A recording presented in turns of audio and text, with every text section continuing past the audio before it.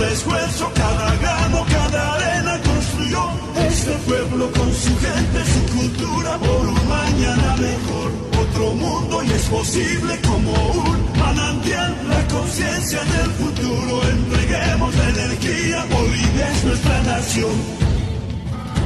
Hay una revolución en Sudamérica, hay una revolución en América Latina. Aquí en Caracas comenzó esta historia. Es necesario que el mundo lo vea y lo acepte, porque es una realidad que no va a cambiar. Es una revolución de los tiempos, histórica, tiene raíces muy profundas. Hoy muero, dijo Tupac Katari, hoy muero, pero algún día regresaré hecho millones. Sabíamos, hermanas y hermanos, no estaba solo. Volveremos millones. Ahora somos millones, hermanas y hermanos. Te tapo tambe, penato san, tamo tocón poichin. Aguerridos ancestrales. Bolívar, Redpay Sucre, Muco Zambe. Hijas e hijos de Bolívar y Sucre. Te puicata Zambe, Maín, Caicharo, Notok, Redpay. Pata, Ponuse, y Caratamando. Solidarios, leales y patriotas. Así somos, así es mi tierra con Bolivia.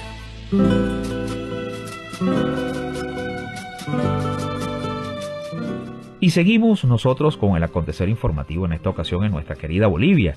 Y qué mejor manera que arrancar este nuevo ciclo informativo semanal que con la música típica boliviana.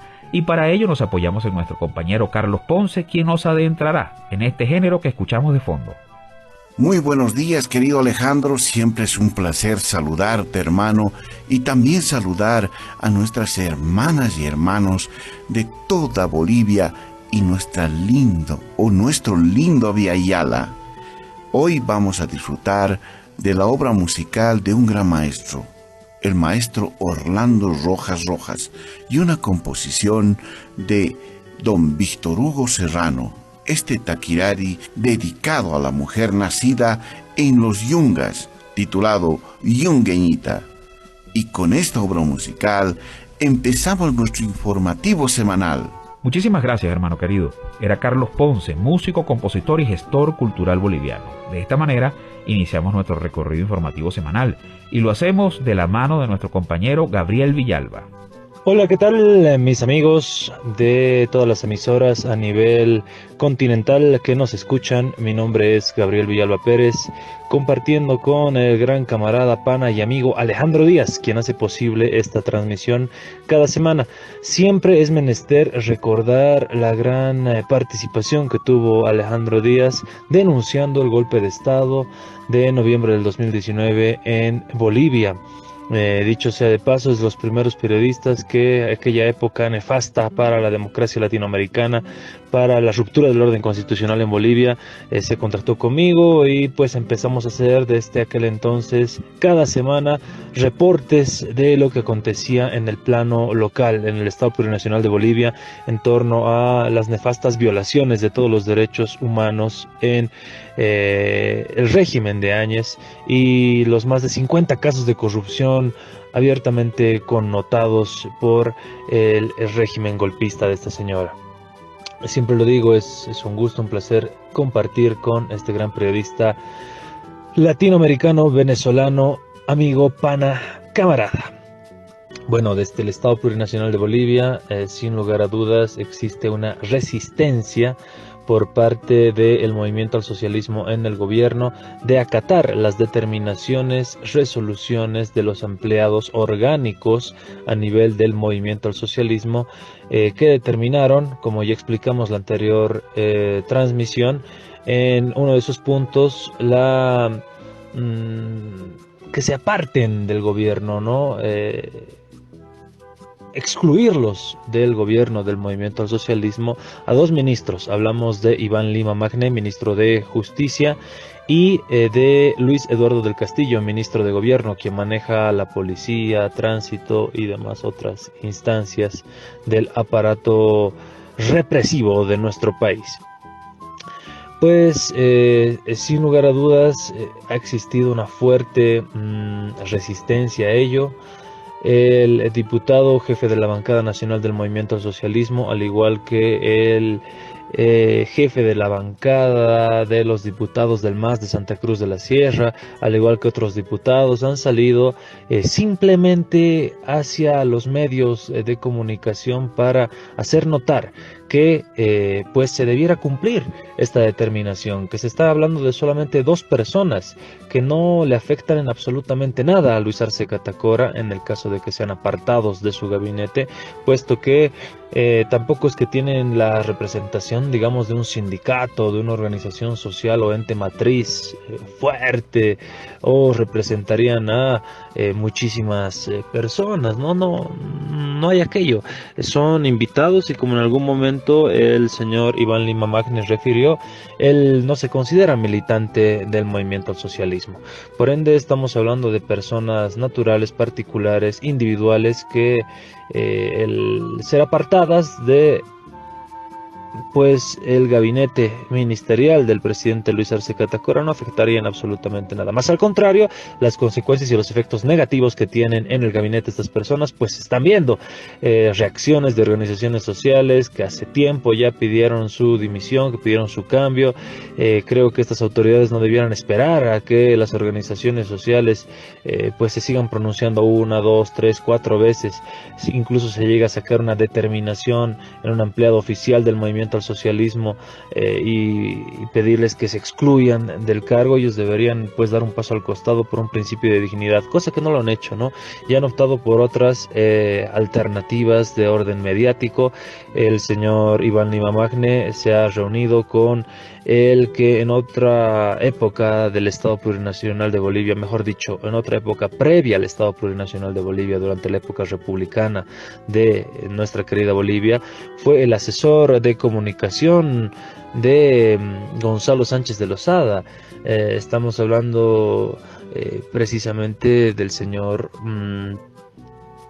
periodista de Radio Compañera, que pues el señor Iván Lima Magne ha defendido Chino Gómez, entre otros que, por ejemplo, manejan el Café de la Mañana. Es abiertamente claro que su vertiente es mesista, ¿no? Es decir, afín a Carlos Mesa y al gobierno de aquel entonces de Gonzalo Sánchez de Lozada. Se ha ido a lavar la cara entre mesistas, se podría decir, entre MNRistas. Pues Mario Espinosa justamente es este periodista con el cual se reunió nuevamente, públicamente además, en su programa, lo vuelvo a decir, Radio Compañera, el Café de la Mañana, el señor ministro de Justicia, ratificando que no es del MAS y ratificando que tiene amigos en el bando contrario de Comunidad Ciudadana. Dicho sea de paso, también otro periodista, el señor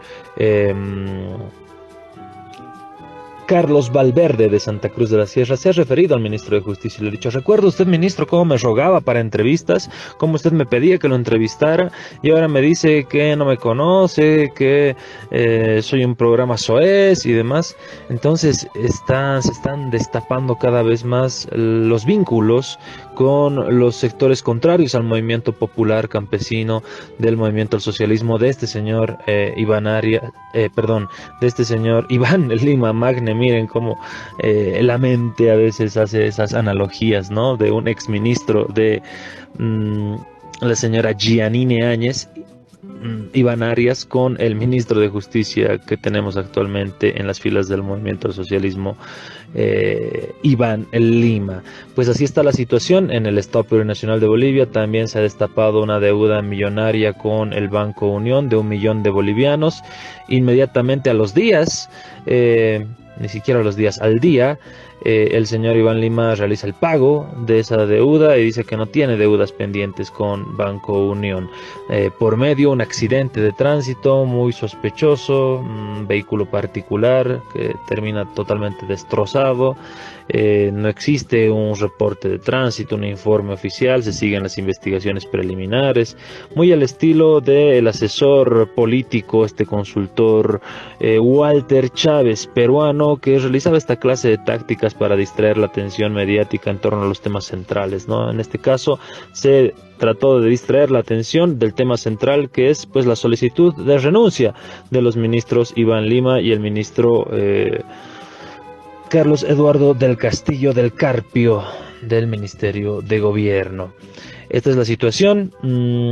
Se ha también gestado una campaña mediática abiertamente dura contra el presidente del movimiento al socialismo, Evo Morales, acusándolo de haberse transportado en la motocicleta de la hermana de un narcotraficante extraditado, indicando eso de forma oficial los medios de comunicación. Hablo de Página 7, El Deber y todo el denominado cártel de la mentira. Pues se trataba de una dirigenta de la ciudad del Beni de apellido Zambrana, nada que ver con Lima Lobo, este narcotraficante que está siendo extraditado por el Estado boliviano.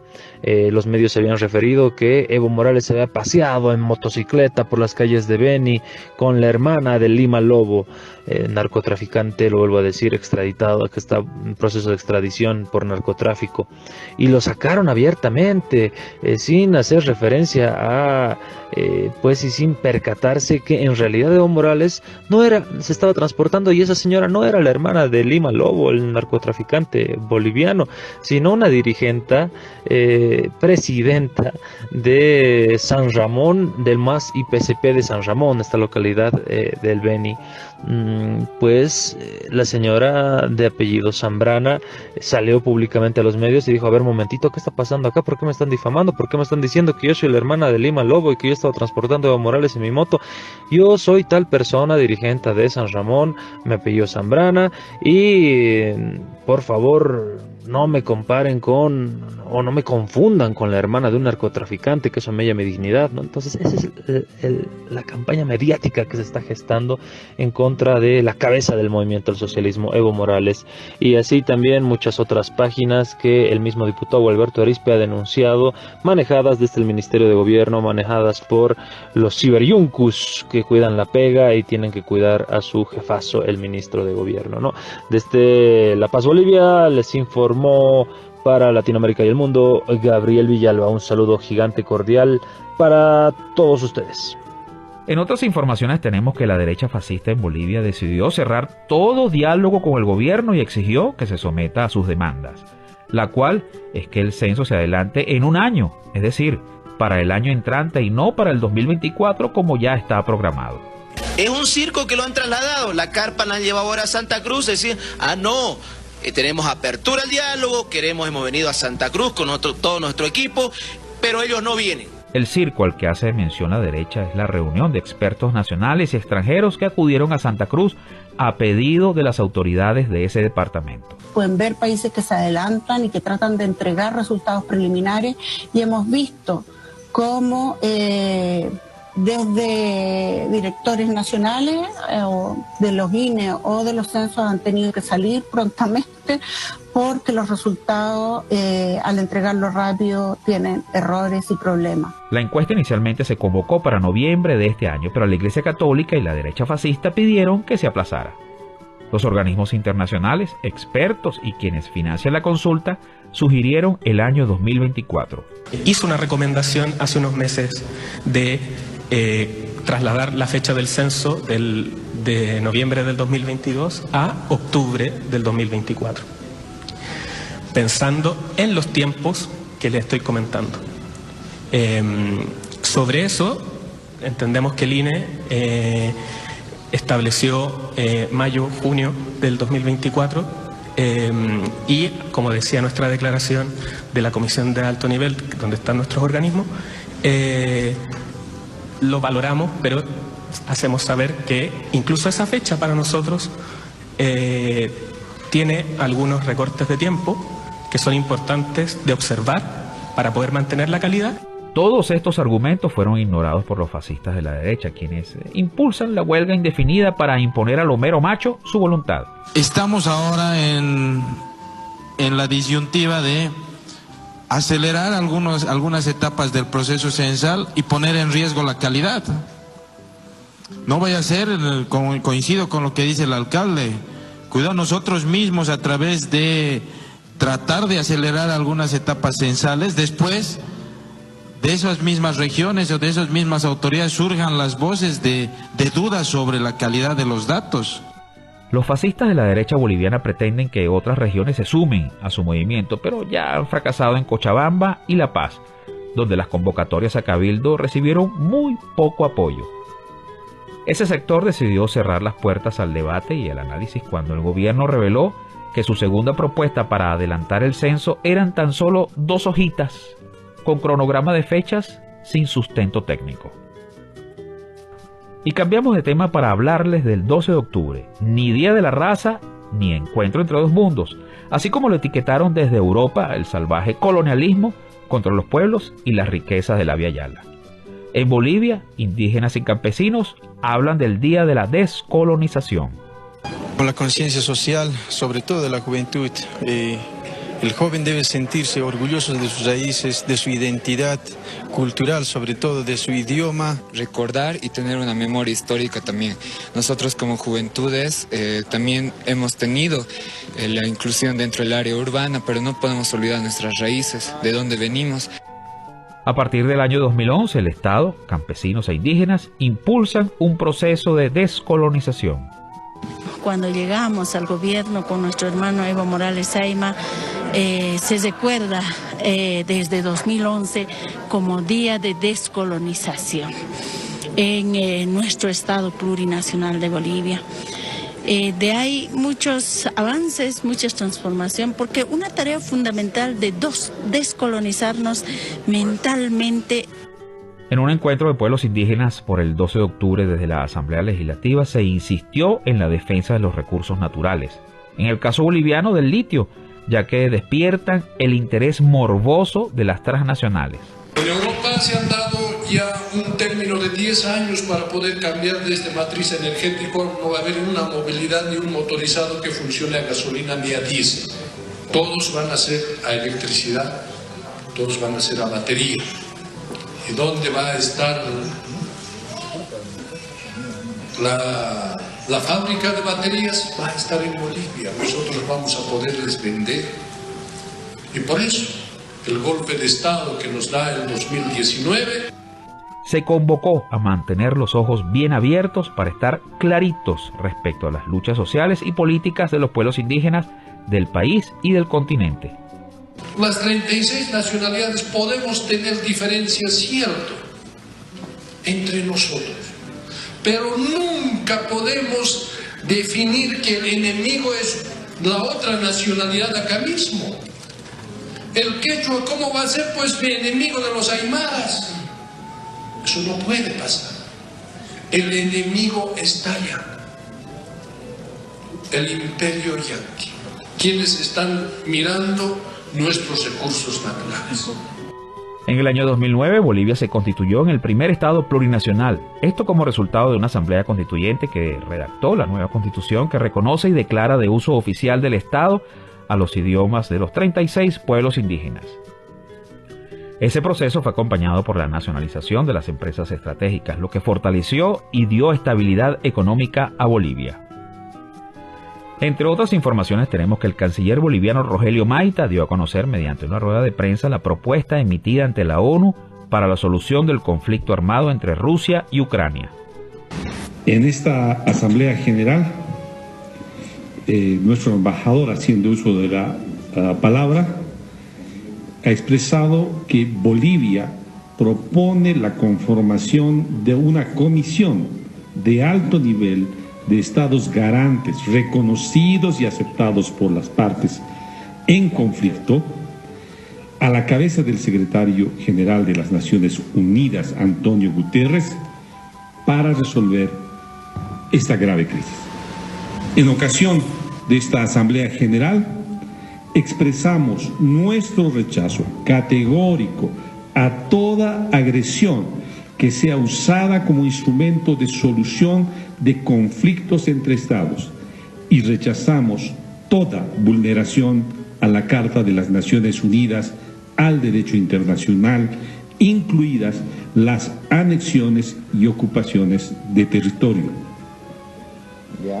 Y esto porque nosotros mismos en nuestra historia hemos sido víctimas de agresiones militares. En otras informaciones tenemos que las mujeres aymaras líderes de 20 provincias del Departamento de La Paz tienen aspectos en común, como lo es la lucha contra la violencia y por el reconocimiento de sus derechos en el área rural.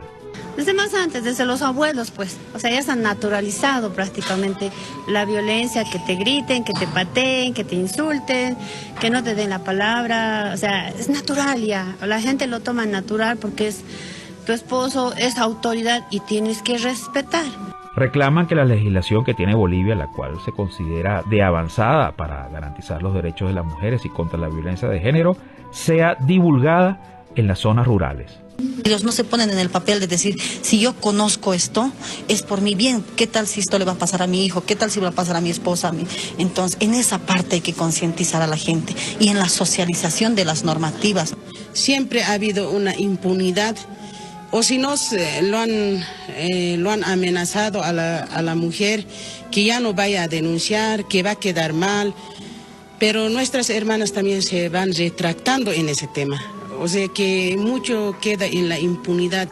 La violencia y discriminación contra la mujer en las áreas rurales está tan naturalizada que uno de los desafíos es convencer a las propias mujeres. Tiene que ser todo un proceso por el que pasan para que decidan denunciar esta violencia y más aún para que puedan salir de ese círculo. Muchas mujeres dependen económicamente. Las mujeres no sufren de un solo tipo de violencia, lamentablemente, ¿no? En el hogar se puede sufrir violencia física, psicológica, económica. Entonces es mucho más difícil salir de eso, más si uno tiene hijos. El Estado ya cuenta con leyes. Entre los desafíos están que ahora las personas de las zonas rurales conozcan que esas leyes existen para que las respeten y que exijan su ejecución.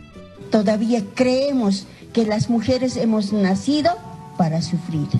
La violencia está naturalizada. ¿Ya? Que alguien te grite, te insulte, que te empuje, te pegue, te dé un puñete, te dé una patada, es natural para nosotras. Y eso no debería de ser, porque hay normas. Entonces, ¿para qué existen estas normas que favorecen a las mujeres? En paralelo con el hecho que la población conozca las leyes, hay un desafío aún mayor, que las autoridades cumplan a lo que obligan las normas. Por ejemplo, su difusión y destinar presupuesto para que haya casas de acogida. Y en esas casas, con personal profesional, ayuden a otras personas que sufren violencia a decidir, enfrentar y superar esta situación. Y bien, continuamos nosotros en esta ocasión con nuestra acostumbrada sección cultural dirigida por nuestro compañero Carlos Ponce. Adelante, hermano querido. Muchas gracias, querido Alejandro. Hoy hablaremos sobre el Día de la Mujer Boliviana. Hace 43 años, en el gobierno de Lidia Gayler, se instituyó el 11 de octubre como el Día de la Mujer Boliviana, un homenaje al natalicio de Adela Zamudio, poeta, escritora, maestra y luchadora por los derechos de la mujer. Zamudio nació en Cochabamba el 11 de octubre de 1854. Estudió hasta tercer año de primaria porque esa era la máxima instrucción que el gobierno ofrecía a las mujeres de esa época. Sin embargo, continuó con su formación autodidacta. La autora del célebre poema Nacer hombre desarrolló ideas progresistas y denunció la discriminación en contra de la mujer en esos tiempos. En la actual coyuntura y a partir de la vigencia de la nueva Constitución Política del Estado, las mujeres tienen la posibilidad del acceso al crédito, a la propiedad de la tierra, a la salud integral, con el bono Juana Zurduy de Padilla y a espacios de poder político. La historia de Bolivia fue escrita en letras doradas cuando se refiere a valerosas mujeres como Gregoria Pasa, Bartolina Sisa, Mariana Sudáñez, Juana Zurduy de Padilla, Vicenta Juárez de Guino, Adela Zamudio, Ignacia Ceballos, Lidia Geiler Tejada, María Barzola, Domitila Barrios de Chungara y Manuela Gandarillas. ¿Qué mujeres se destacan en Bolivia?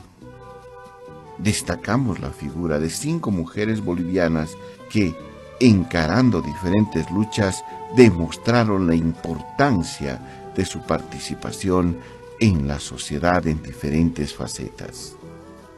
Bartolina Sisa, 1750 o de 1753 a 1782.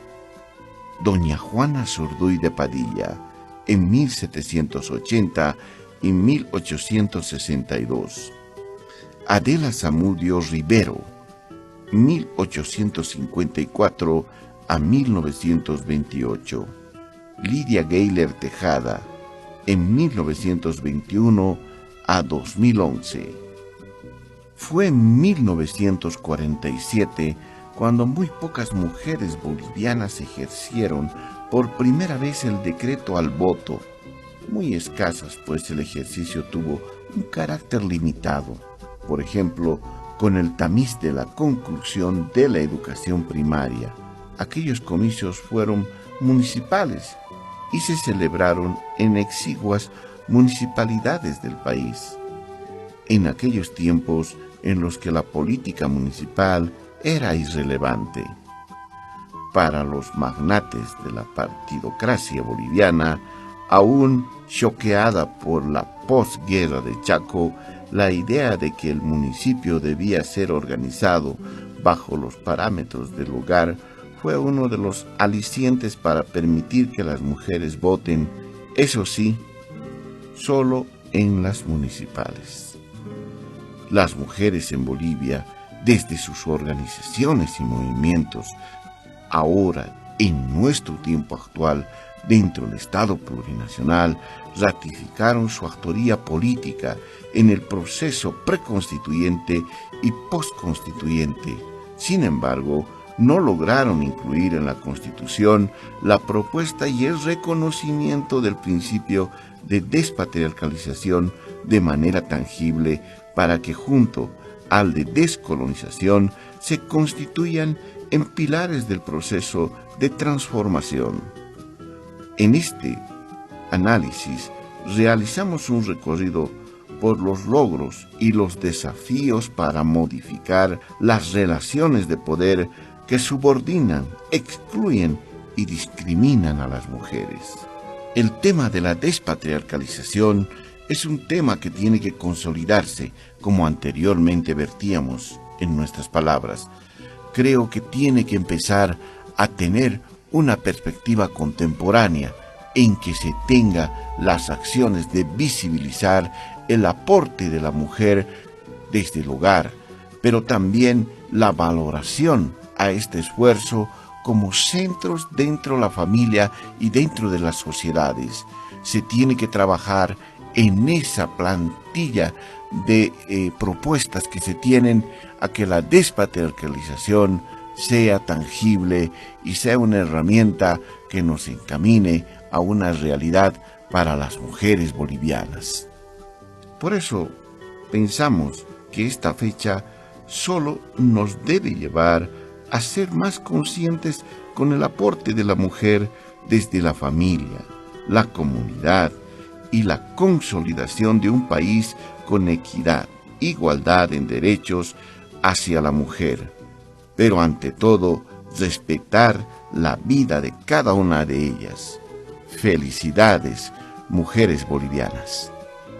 Muchísimas gracias, hermano querido. Era Carlos Ponce, músico, compositor y gestor cultural boliviano. Y bien, de esta manera nosotros nos despedimos hasta la semana entrante, no sin antes recordarles nuestros contactos en Twitter, @tierraasí con 2A, Tierra Así, nuestro canal de YouTube, Así es mi tierra, y nuestro canal de Telegram, Así es mi tierra, Venezuela.